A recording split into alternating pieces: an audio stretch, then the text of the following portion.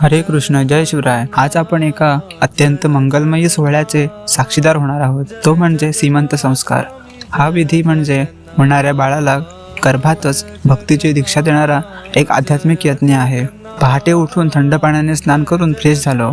त्यानंतर श्री सीतारामांचा आशीर्वाद घेऊन नामजप व श्रीमद भागवत वाचन केलं. त्यानंतर योगाला सुरुवात केली. डायजेशन इम्प्रूव्ह करणारे तसेच कंबर फ्लेक्झिबल करणारे जसे की सेतुबंधासन व इतर आसन करून हेडस्टँड केले.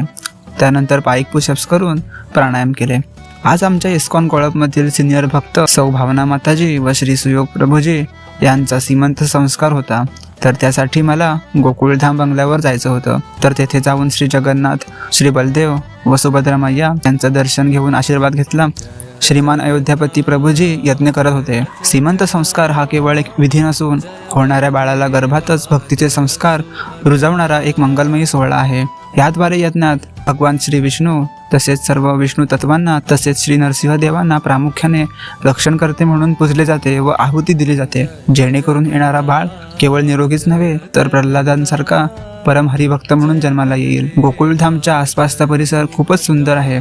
सगळीकडे डोळ्यांना शांतता देणारी हिरवळ आहे. बाजूलाच हापूस आंबा कलमाची नर्सरी आहे. हापूस आंबा एक्सपोर्ट करण्यासाठी सर्व खोकापट्टी ठेवलेली होती. गार्डन मध्ये सुंदर कमळे फुलली होती. राधे राधे.